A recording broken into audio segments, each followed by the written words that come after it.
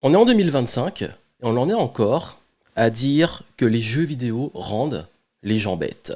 Et là, il y a ce cher Yann Moix, ce cher Yann, ce cher Yannou, qui a lancé une énième provocation envers les joueurs et ça fait un tollé, qui a dit que j'appelle tout adulte de plus de 25 ans qui joue aux jeux vidéo un demeuré. Donc en gros, selon lui, les joueurs de jeux vidéo qui sont adultes sont des abrutis, sont des demeurés.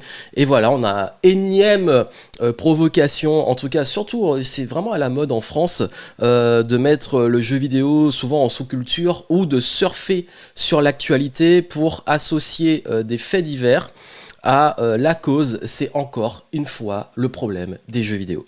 Et aujourd'hui, j'ai envie de répondre parce que là, j'ai remis ma casquette de game entrepreneur parce que c'est un sujet, oui, qui me parle, étant moi-même un gamer depuis que je suis enfant, ayant également écrit un livre sur les jeux vidéo qui était en fait mon mémoire de fin d'études sur justement l'usage des mécaniques des jeux, de la gamification, de l'usage non seulement des mécaniques derrière les jeux vidéo mais aussi des jeux vidéo directement dans le développement de l'enfant et de l'adulte surtout, notamment dans le marketing, dans l'andragogie, je vais en parler après, et dans le développement justement des stratégies d'engagement.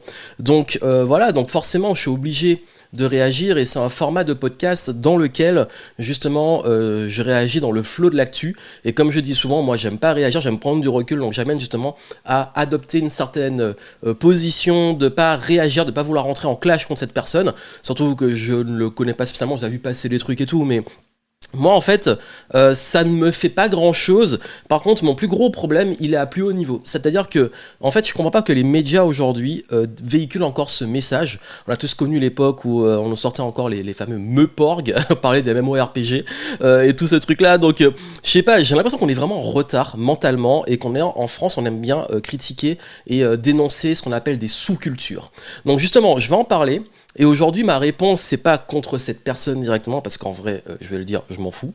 C'est plus aborder le sujet du jeu vidéo sur les bienfaits selon la science et les études. Et je vais aller assez vite et je vous mettrai toutes les ressources et les études en descriptif pour ceux que ça intéresse d'avoir des sources. Même si je sais que parfois, quand on veut des sources, je sais que beaucoup vont pas aller les regarder. D'ailleurs, même quand j'étais étudiant, j'avais souvent des sources avec les profs, ils demandaient, mais ils n'allaient jamais voir si c'était vraiment vrai et tout. Enfin bref. Et puis aussi, partager mon expérience moi-même en tant que gamer et ce que m'a apporté le jeu vidéo dans ma vie.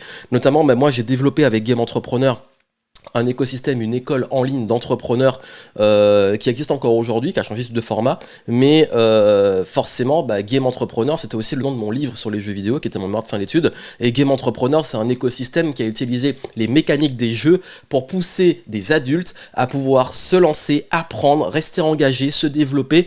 Donc, ouais, c'est un petit peu dommage qu'on diabolise encore, pour moi, en fait, cet art, parce que pour moi, le jeu vidéo, c'est un art. Donc bienvenue dans ce format de podcast. Si vous ne me connaissez pas, je suis Johan Yangting, je suis entrepreneur depuis que je suis étudiant. Pendant mes études, justement, j'étais en école de commerce. Mon mémoire de fin d'études était sur la gamification et les mécaniques des jeux appliquées à l'entreprise et la formation.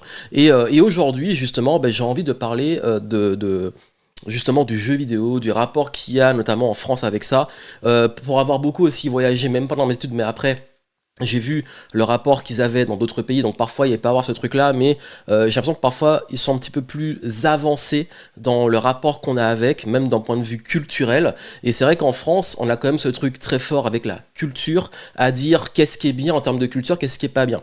Notamment, forcément, quelqu'un qui va lire de la grande littérature, notamment les grands classiques et tout, on va lui dire, voilà, ça c'est de la culture, c'est intellectuel. Mais celui qui va lire, je sais pas, une bande dessinée ou un manga, c'est une sous-culture et c'est pas entre guillemets intellectuel. C'est comme dans le cinéma, on va vous dire il faut voir des films d'auteur, on va vous citer toujours les mêmes, on va toujours aussi avoir ce côté élitiste, mais par contre le gros blockbuster et tout, c'est pas de la culture. Vous savez ce truc de même il y avait ce grand débat, on a le pass culture, on a la chance d'avoir ça, mais on va dire ça c'est de la culture, ça c'est pas de la culture. Mais j'ai envie de dire en fait la culture c'est un tout et que ça n'empêche pas de jouer aux jeux vidéo et d'aimer la littérature, ça n'empêche pas de vouloir voir des films d'auteur, d'apprécier le cinéma, le fond du cinéma et de temps en temps aller voir un blockbuster. Alors, je vois pas pourquoi on fait toujours des oppositions et des hiérarchies comme ça. Et surtout que moi, en fait, j'ai justement, d'ailleurs, ma chaîne YouTube principale, je l'ai développée notamment en parlant de livres et en mettant en avant des livres de non-fiction et aussi des biographies, etc. Donc oui, j'ai envie de dire, aujourd'hui, on peut parler de tout, donc je parle de pas mal de sujets, de thématiques, mais pour moi, le jeu vidéo, c'est quand même quelque chose qui, dans la culture, est ultra important aujourd'hui. On le voit dans notre quotidien, on le voit dans l'impact que ça a, on le voit aussi dans tous les bienfaits que je partage avec vous, on le voit également dans le fait qu'aujourd'hui, il y a quand même, quand ils clashent tous les joueurs de jeux vidéo, surtout ceux de plus de 25 ans, mais le volume de joueurs de jeux vidéo en France, pour vous donner une idée, c'est entre 38 et 39 millions de personnes, dont la moitié jouent régulièrement, ça veut dire plus de 5 heures par semaine. Donc ça veut dire qu'on a quand même, on a environ, déjà plus de la moitié, mais presque 60% de la population française qui joue aux jeux vidéo. Donc déjà, j'ai envie de dire qu'on attaque de cette façon-là, je parle juste de l'attaque pure, ça fait quand même un sacré volume. Mais surtout que aujourd'hui, c'est ce parallèle qu'on fait entre le jeu vidéo rend violent, ou là c'est vraiment, je vous dis de façon globale, avant d'aller dans le détail de la partie des bienfaits psychologiques et notamment et cognitifs, il y a ce truc qui m'insupporte, c'est que on va toujours te sortir que le jeu vidéo, c'est quelque chose qui rend violent, ou qui rend les gens bêtes, qui les déconnecte, etc. Vous allez voir, c'est totalement faux. Non, le jeu vidéo ne rend pas violent, c'est quand tu as des situations et des pathologies, ou des situations psychologiques en amont, ça peut amplifier, mais c'est comme tout. Quelqu'un qui a des problèmes déjà d'isolement, qui est pas bien dans sa vie et tout, qui va s'isoler à travers du jeu vidéo, c'est pas le jeu vidéo qui l'a rendu addict, c'est qu'il avait un terrain et il est rentré dedans. Quelqu'un qui va devenir violent à cause du jeu vidéo, c'est qu'il a déjà des problèmes de violence. C'est comme si vous me dites, moi je vais souvent jouer, notamment au basket en extérieur. Et la majorité du temps, ça se passe extrêmement bien. Hein. On s'amuse, on joue. Oui, parfois ça peut un peu monter en pression, mais c'est le sport. Mais ça se passe toujours bien. Mais il arrive qu'à des fois, surtout en extérieur, sur les lieux publics, qu'il y a des gens qui viennent, on peut le dire, foutre la merde, et qui vont se fight ou provoquer, etc., qui sont violents, justement. Est-ce que ça veut dire que le basket est un sport violent ? Ça veut dire que, est-ce qu'on va diaboliser l'ensemble d'une discipline à cause de certains joueurs ? Est-ce qu'on va diaboliser l'ensemble d'un domaine à cause de certaines œuvres? Et c'est ça aussi, c'est qu'on pense jeux vidéo, tout de suite c'est boom boom, Call of Duty, les trucs violents. D'ailleurs, c'est beaucoup utilisé ça a des bienfaits, je vais en parler après, notamment les FPS, donc les first person shooters. Mais le truc, c'est que il y a ce truc, on se dit, c'est juste ça. Et après, bon, c'est des gens qui parlent. Et j'ai pas eu l'occasion de parler des livres de Yann Moix dans mes vidéos parce que je ne connais pas trop ce qu'il fait, donc je peux pas critiquer, je connais pas. Peut-être qu'il fallait que je m'intéresse un peu, voir d'où vient le boug et pourquoi il parle comme ça. Mais bon, ça. D'un autre côté, quant à ces valeurs-là, je sais pas si j'ai trop envie de creuser. Mais bon, j'aime bien essayer de comprendre un peu la démarche qu'il y a derrière. Mais encore une fois, c'est pas lui mon problème, c'est tout ce système qui met ça en avant et qui le répète en boucle. Et on a plein de gens qui sont peut-être pas éduqués et qui comprennent pas ça, qui vont voir juste le jeu vidéo sous ce prisme qui est répété médiatiquement. Alors qu'on a à côté des super projets dont le musée du jeu vidéo avec TF d'ici Japon. D'ailleurs j'ai contribué aussi dans la cagnotte pour pouvoir développer le projet. On a également justement il y a eu des expositions à Paris qui ont été assez grandes. Quand j'étais aussi allé à Bruxelles, il y a un gros musée qu'on peut visiter.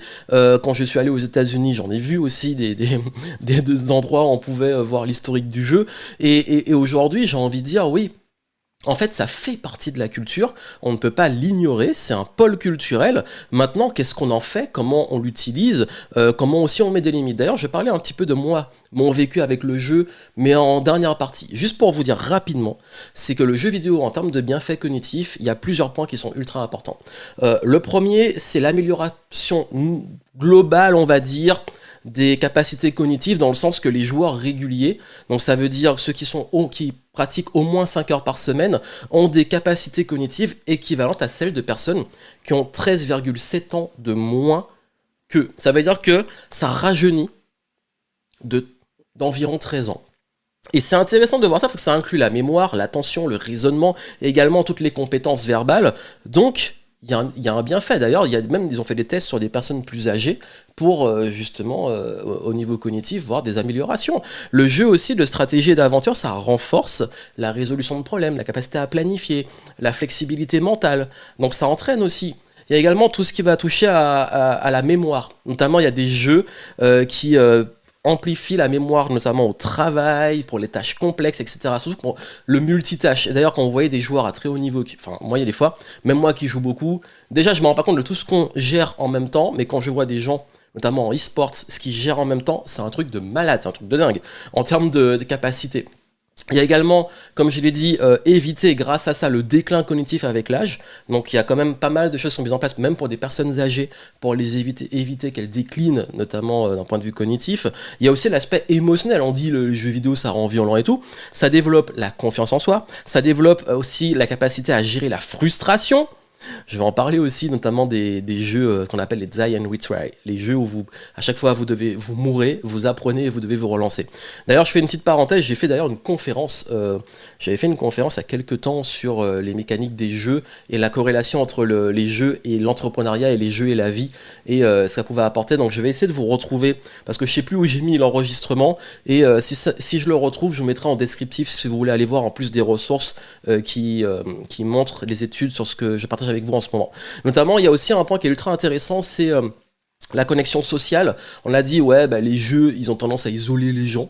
Bah non, les jeux multijoueurs favorisent l'interaction sociale. Regardez ce qui se passe dans les jeux comme...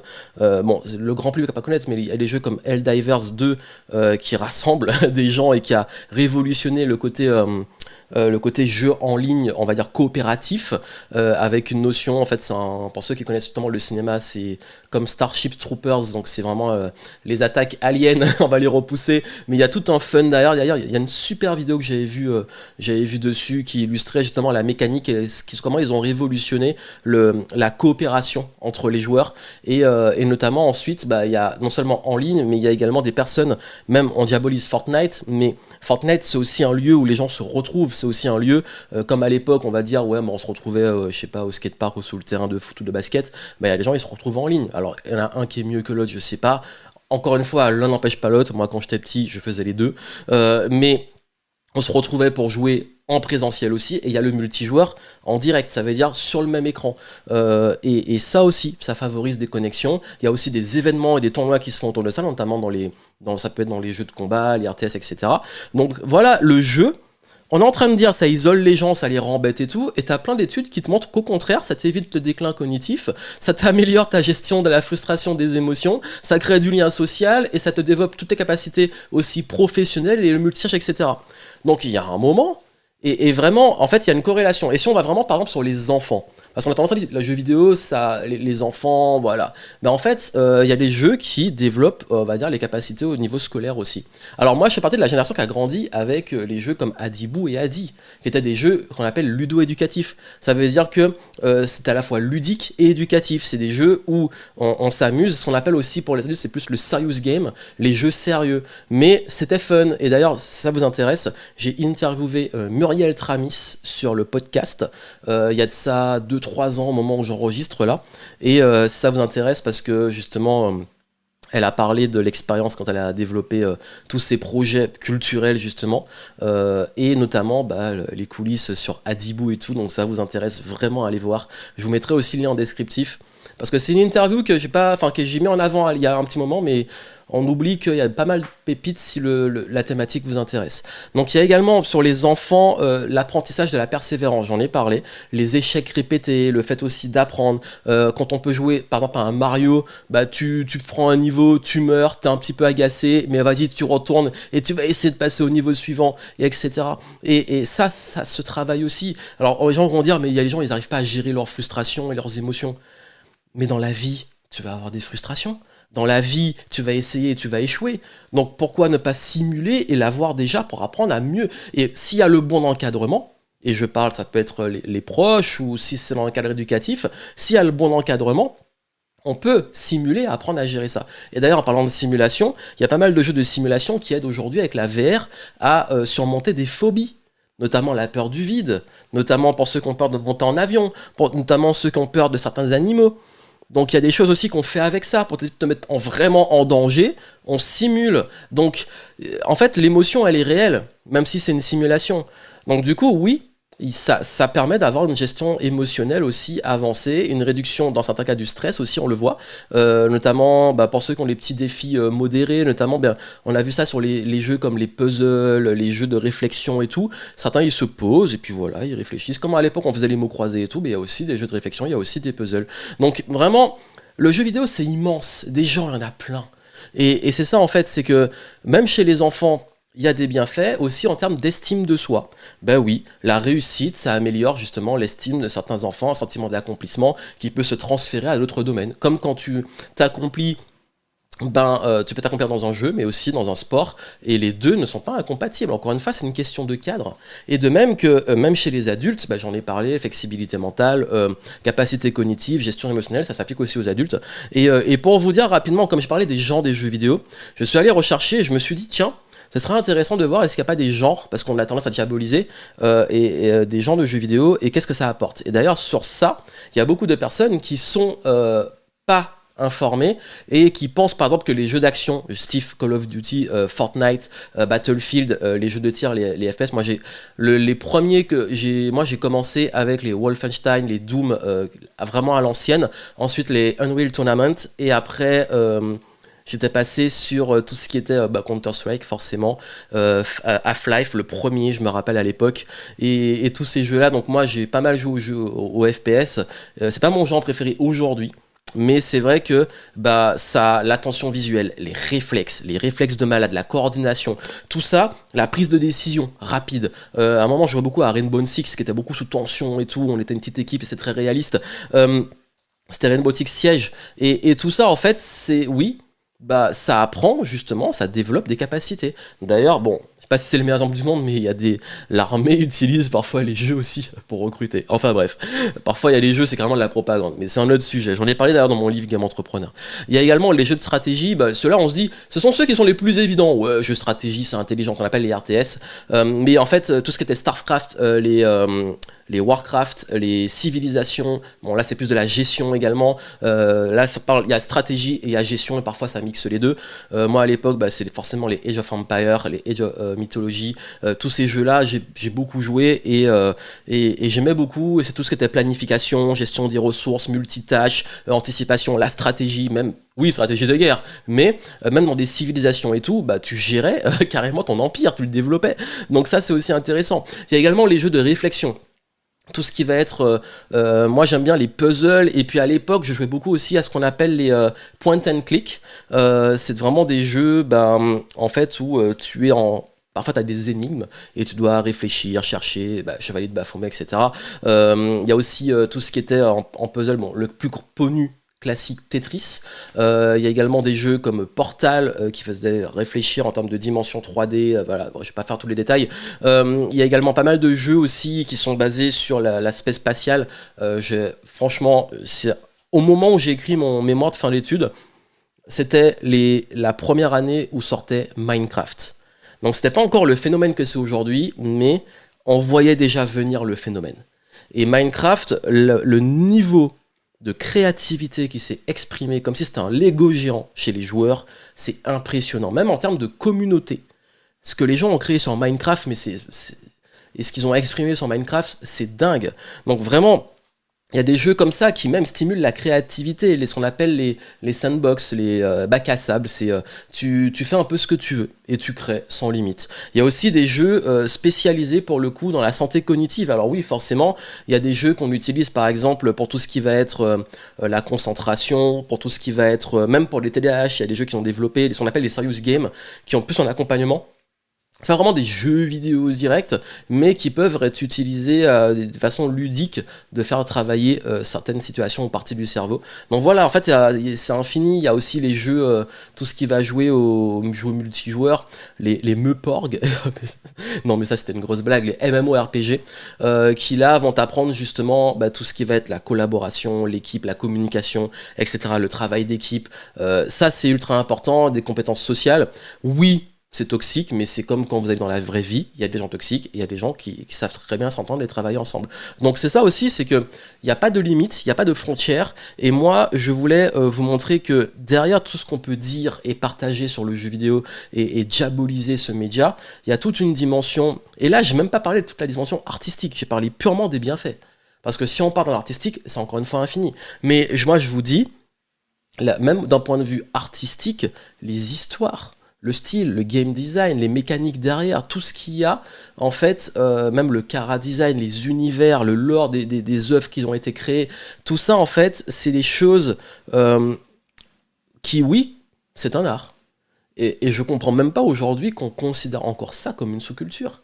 Allez voir dans des jeux comme les Souls, Dark Souls, Bloodborne et tout, l'architecture, ce qui a été créé dedans, comment sont construits les niveaux, les mécaniques du jeu. Allez voir aussi tous ces jeux où ils ont recréé des lieux réels, où ils sont allés faire des recherches inspirées pour créer des décors historiques. Allez voir aussi toute l'histoire, la complexité de certains jeux, notamment comme un Witcher 3, où chaque quête, t'as des vraies histoires, des vraies intrigues au niveau d'écriture. En fait, c'est pour ça que aujourd'hui, je pense que même moi, je vous dis, il y a des jeux où j'ai été surpris du niveau de profondeur, notamment même des jeux indépendants. Je pense par exemple à Journey, qui est un jeu qui est plutôt une œuvre d'art, un petit voyage, une quête initiatique. Pour tous ceux qui aiment généralement, habituellement, par exemple, mes contenus qui, justement, sur on va dire, le parcours du héros, ou les rites initiatiques, ou les choses comme ça, donc je partage parfois des livres dessus, il y a il y a des jeux indépendants aussi qui ont ces messages-là, qui vont nous amener à travers des messages et tout. On a Céleste avec des messages notamment sur la dépression. Il y a plein de jeux comme ça, il y a aussi des jeux sur le deuil. Donc je vous dis, il y a une richesse de dingue. Donc ça, c'était juste pour partager ma passion et vous montrer aussi qu'il y a toute cette dimension, cet univers. Parfois, quand on ne connaît pas, on n'a pas la conscience de ça. Et je pense que ceux qui m'écoutent et qui connaissent se disent « Ah ouais, mais c'est vrai que j'ai des bons souvenirs aussi, qu'on a des expériences de jeu. » C'est comme moi, honnêtement, il y a des jeux auxquels j'ai joué, c'est des souvenirs qui sont forts. Quand j'en parle aujourd'hui, quand j'y pense, c'est des souvenirs qui sont forts, comme certains films qui m'ont marqué, comme certaines musiques qui m'ont marqué, comme certaines expériences qui m'ont marqué, ça en fait partie. Et c'est aussi des moments en famille, des moments avec des amis, des moments parfois seuls, mais le jeu vidéo, c'est aussi des expériences et des souvenirs. Et moi, en fait, pour partager plus l'aspect personnel et mon vécu avec les jeux vidéo, moi, je suis de fin des années 80, donc forcément, moi, les jeux, j'ai vraiment commencé dans les années 90. Et dans les années 90, on était d'abord, enfin, même si sorti avant, mais moi, ma première console, les deux, ça a été Game Boy et la Master System de Sega. Et ensuite, j'ai eu justement, après, j'ai pas eu de console, c'est plus des amis autour de moi qui avaient par exemple la Super Nintendo, d'autres c'était la Dreamcast et tout. Il y avait un petit peu de tout autour de moi. Moi, j'ai eu la première PlayStation, ensuite j'ai eu toutes les PlayStation. Je les ai vraiment eu toutes et vraiment, moi, j'ai commencé donc justement avec les jeux en 2D sur Game Boy, ensuite au Master System, et ensuite j'ai connu l'époque des cartes et des échanges de cartes dans la cour de récréation, et notamment les échanges aussi de cartouches de Game Boy où donc les fameuses, il y avait un petit, je ne sais plus le nom du câble pour les Game Boy pour se transférer des Pokémon, parfois faire des battles et tout. Il y a également eu l'époque des Dragon Ball sur Super Nintendo. On se retrouvait avec plein d'amis, on se battait avec l'écran splitté là, quand les personnages étaient trop loin, il y a l'écran qui se divisait. J'ai également connu aussi GoldenEye, quand on se retrouvait à 4 sur un écran avec les 4 manettes et qu'on devait essayer de cacher parfois l'écran pour pas que l'autre, parce que forcément, quand tu divises un écran de télé en 4, qu'on joue à 4, l'autre il voit où t'es. Et du coup, c'était des grosses après-midi de rigolade. On jouait, après on allait taper un foot et jouer dans le jardin, on revenait. Voilà, c'est des bons souvenirs. Il y a également forcément Mario Kart qui a aussi brisé des amitiés, bien entendu, les carapaces bleues. Qui n'a pas brisé et perdu des amis à cause de ça? Il y a également, j'ai beaucoup joué moi aussi aux jeux de foot. D'abord FIFA, ensuite les PES, retour à FIFA, puis retour à PES, puis finalement, aujourd'hui c'est nul. Les NBA 2K plus tard pour le sport, moi j'aime bien les jeux de sport. Bref, si je racontais toute ma vie sur le jeu vidéo, ce serait infini, mais en termes de bienfaits, en plus des moments et des souvenirs, il y a également il y a des jeux qui m'ont aidé à apprendre l'anglais. notamment plus des RPG auxquels je jouais qui étaient en anglais. J'ai également appris la persévérance avec la majorité des jeux vidéo de plateforme de l'époque, qui étaient très difficiles. Surtout quand t'es jeune et tout, mais je crois que c'est beaucoup plus tard. S'il y a bien un jeu qui m'a appris la persévérance, c'est Dark Souls, le premier et toute la série. Et en fait, c'est un jeu où on apprend par l'échec. On meurt, on meurt, on meurt. Et en plus, c'est un jeu qui punit l'impatience. Ça veut dire que c'est pas un jeu qui est juste difficile pour être difficile. Il est difficile quand on perd en patience, quand on veut justement, on veut bâcler quelque chose, on ne fait pas attention, ou un moment de distraction. En fait, on est puni et on se sent jamais que c'est injuste. On se dit toujours, ah ouais, là j'ai fait une erreur. Forcément, on va toujours se dire à un moment, c'est le jeu, c'est la manette, mais le jeu est assez bien fait pour qu'on prenne les responsabilités de nos échecs. Quand on va avoir du mal sur un boss, on va essayer de revenir. Parce qu'aujourd'hui, tout le monde connaît, il a cartonné un Elden Ring, mais justement, c'est une formule qui a bien marché, qui a été mise en monde ouvert, etc. Il y a également, j'en avais beaucoup parlé dans ma conférence, Zelda Breath of the Wild, qui a été une révolution en termes de monde ouvert, qui poussait à l'exploration, à la découverte, où on nous lâche dans un monde, on peut aller tout de suite finir le jeu, on peut partir à l'aventure. Et ça, pour moi, c'est beau aussi, c'est de dire, en fait, tu fais ce que tu veux et tu crées l'histoire que tu veux, tu vas où tu veux dans le jeu, et t'es toujours récompensé quand t'es curieux et que tu vas chercher quelque chose. Donc vous avez vu, en fait, moi, aujourd'hui, est-ce que j'ai encore le temps de jouer aux jeux vidéo? Est-ce que je joue aux jeux vidéo? Alors, je vais vous dire honnêtement, je joue beaucoup moins qu'avant, j'y joue de temps en temps. J'ai autant une petite console avec du rétro gaming où j'ai les anciens jeux, parce que parfois j'ai juste une partie rapide, mais j'ai également forcément PC, PlayStation 5 et tout. Et aujourd'hui, j'ai parfois un petit peu du mal à rentrer dans les nouveaux jeux, parce que je trouve que parfois c'est trop de remplissage.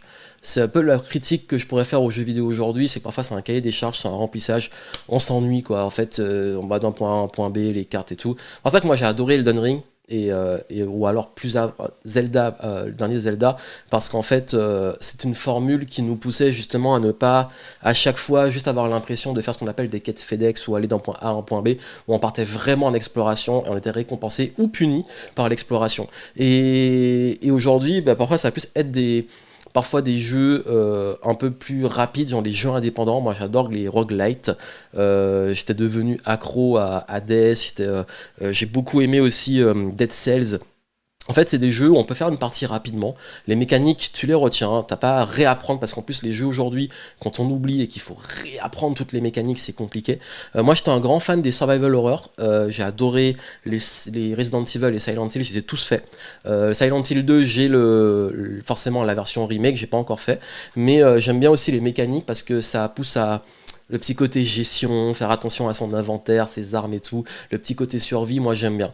Mais en gros, ça fait partie de ma vie, c'est quelque chose un petit loisir que je me permets, même si beaucoup moins qu'avant, mais c'est pas que j'ai pas envie ou que voilà, j'ai pas le temps, c'est une question de choix, mais c'est juste que j'ai parfois un petit peu du mal à trouver des pépites, mais j'en trouve, et du coup, c'est vrai qu'aujourd'hui, j'ai plus envie de faire des petites parties assez rapides que de me rentrer dans le grand monde ouvert infini non-stop, à part exception qui a été Elden Ring et Zelda récemment, mais à part ça j'ai un petit peu du mal, mais aujourd'hui voilà, ça fait partie, mais je voulais aussi partager ça parce que c'est une passion comme une autre, c'est un média, une culture aussi qui pour moi aussi, quand j'étais petit, j'ai eu la chance d'avoir une mère qui m'a laissé jouer.